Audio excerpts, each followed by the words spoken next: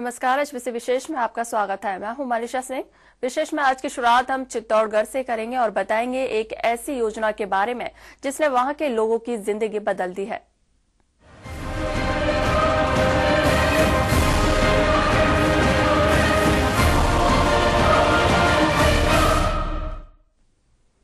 जो हम बात करेंगे एक ऐसे जिले की जिसने न केवल पर्यावरण को बचाने में अहम भूमिका निभाई है बल्कि जमीन को अतिक्रमण मुक्त भी बनाया है और वहां के लोगों को आर्थिक रूप से मजबूत भी किया, यानी एक योजना से दागे 3 गोल।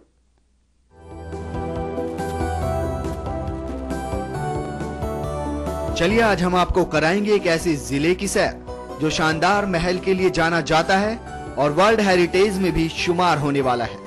जी हाँ, आज हम बात करेंगे चित्तौड़गढ़ जिले की कि क्या है यहाँ पंचफल के सफल होने का राज।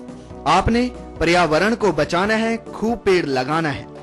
हर घर में पेड़ लगाओ, वातावरण को स्वच्छ बनाओ और बढ़ती जनसंख्या, घटते वन से बिगड़ते संतुलन को बनाए रखने के लिए वृक्षारोपण की अनेक योजनाएं लागू की गई। और भी न जाने कितने मुहावरे हम अपनी जिंदगी में सुनते हैं और न जाने कितनी बार पर्यावरण को बचाने के लिए अभियान भी चलाते हैं, लेकिन वनों के संरक्षण के प्रति सजगता के अभाव में उनका पूरा लाभ नहीं मिल पाता। वहीं राजस्थान में तो हरित राजस्थान अभियान भी चलाया गया, लेकिन हर जगह इसका असर दिखाई नहीं दिया। कारण वही जागरूकता का अभाव, सजगता का अभाव। लेकिन कहते हैं ना कि जब काम करने की लगन पक्की हो तो कुछ भी असंभव नहीं। इसी वाक्य को चरित्रार्थ किया है राजस्थान के चित्तौड़गढ़ जिले ने। ये पल्स पोलियो अभियान और जेनेरिक दवाइयों के लिए देश का मॉडल भी बना और प्रदेश के साथ साथ देश का नाम भी रोशन किया। वहीं अब ये जिला पंचफल योजना के माध्यम से जिला वृक्षारोपण के क्षेत्र में मॉडल जिला बनने के लिए अग्रसर है। आखिर क्या है ये पंचफल योजना, आइए जानते हैं चित्तौड़गढ़ के जिला कलेक्टर रवि जैन से।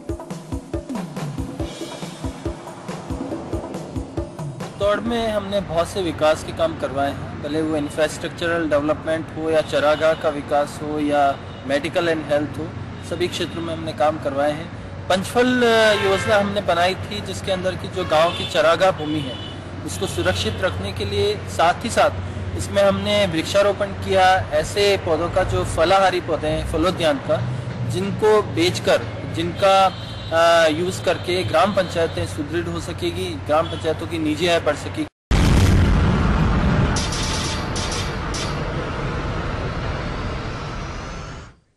ब्रेक के बाद आपका स्वागत है।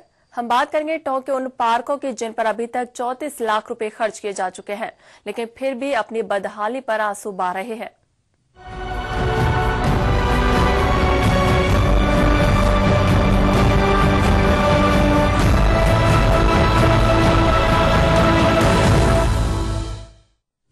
चलिए, अभी तक हमने बात की चित्तौड़गढ़ की, जहां एक योजना ने वहां के लोगों की जिंदगी बदल दी और योजना का व्यापक असर दिखाई दिया। लेकिन अब हम बात करेंगे एक ऐसी जगह की योजना की जो आम आदमी के गले की फांस बन गई है। हम बात कर रहे हैं टोंक के उन पार्कों की जो अपनी दुर्दशा पर आंसू बहाने पर मजबूर है।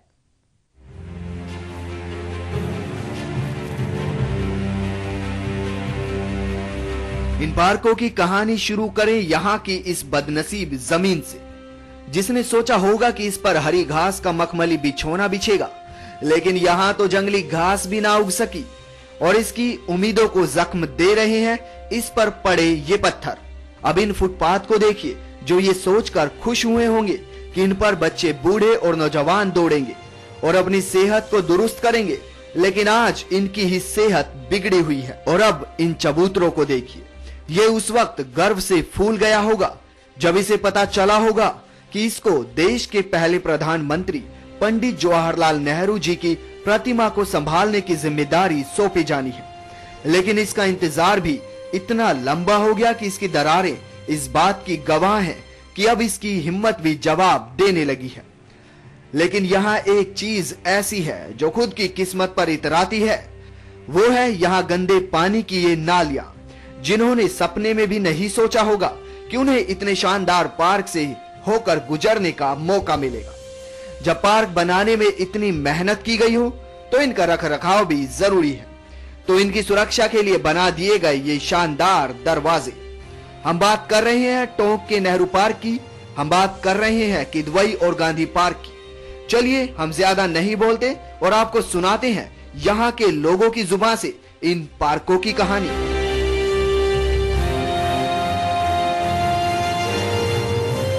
तो बहुत गंदगी रखने लगे और यहाँ पे दीवारों को भी मरम्मत करवाई थी, यहाँ पे पूरी टूट गई।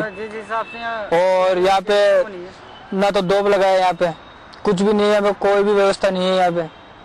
और यहाँ पे गंदगी बहुत ज्यादा रखने लग गए, कोई आदमी बैठ नहीं सकता अंदर। और बाहर टैक्सी के बारे में क्या? और टैक्सी का हमारे स्टैंड नहीं है यहाँ पे गाड़ी का, और गाड़ी को बाहर निकाल दिया और स्टैंड से कुछ भी नहीं है यहाँ पे। टैक्सी पुलिस वाले ज्यादा और पुलिस वाले परेशान कर रहे हैं, गाड़ी बाहर।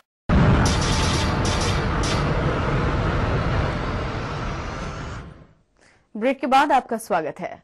पाली शहर से 25 किलोमीटर दूर स्थित ओम बन्ना का थान लोगों में धार्मिक आस्था का केंद्र बना हुआ है।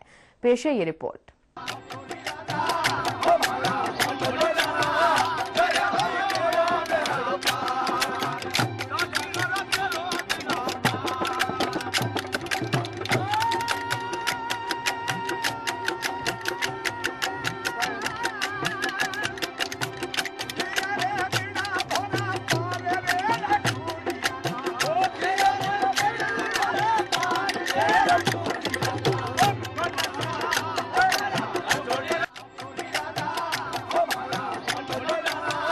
पाली से लगभग 25 किलोमीटर पहले रोहित थाने का दुर्घटना संभावित क्षेत्र का बोर्ड लगा दिखता है और उससे कुछ दूर जाते ही सड़क के किनारे जंगल में लगभग 30 से 40 प्रसाद व पूजा अर्चना के सामान से सजी दुकानें दिखाई देती हैं और साथ ही नजर आता है भीड़ से घिरा एक चबूतरा जिस पर एक बड़ी सी फोटो लगी है और हर वक्त एक जलती जोत।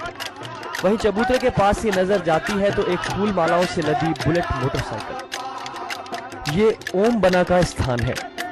ओम सिंह राठौड़ पारी शहर के पास ही स्थित चोटिला गांव के ठाकुर जोग सिंह जी राठौड़ के पुत्र थे, जिनका इसी स्थान पर अपनी इसी बुलेट मोटरसाइकिल पर जाते हुए एक दुर्घटना में निधन हो गया था। स्थानीय लोगों के अनुसार इस स्थान पर हर रोज कोई न कोई वाहन दुर्घटना का शिकार हो जाया करता था। जिस पेड़ के पास ओम सिंह राठौड़ की दुर्घटना की घटना घटी उसी जगह पता नहीं कैसे कई वाहन दुर्घटना का शिकार हो जाते हैं, लेकिन ये अभी तक रहस्य बना हुआ है। कई लोग यहाँ दुर्घटना के शिकार बनकर अपनी जान गंवा चुके हैं। ओम सिंह राठौड़ की दुर्घटना में मृत्यु के बाद पुलिस ने अपनी कार्रवाई के तहत उनकी मोटरसाइकिल को थाने में लाकर बंद कर दिया, लेकिन दूसरे दिन ही सुबह थाने से मोटरसाइकिल गायब देखकर पुलिसकर्मी भी हैरान थे। आखिर तलाश करने पर मोटरसाइकिल वहीं दुर्घटना स्थल पर पाई गई। पुलिसकर्मी दोबारा उस मोटरसाइकिल को थाने में लेकर आए, लेकिन हर बार सुबह मोटरसाइकिल थाने से रातों रात गायब होकर उसी दुर्घटना स्थल पर अपने आप पहुंच जाती। आखिरकार पुलिसकर्मियों और ओम सिंह के पिता ने ओम सिंह की मृत आत्मा की यही इच्छा समझकर उस मोटरसाइकिल को उसी पेड़ के पास छाया बनाकर रख दिया। इसी साल है बाल जी ने हर साल अतवर्षी रहे बाल जी ने और मिक्सर वधी आटम में बाल जी दे लोग दिया था 1944 में और 25 साल दिया है। बाल जी ने हर साल मेलो रहे, यही तो मेलो बजे पर हर साल सालों साल मेलो बजे बाल जी ने खर्चाऊँ और वर्षी करे। वर्षी में खूब 2-3 हज़ार लोग आवे और बाल जी ने बुलेट की पूजा भी करे और बाल जी ने जो टड़का वाला आवे कोई भी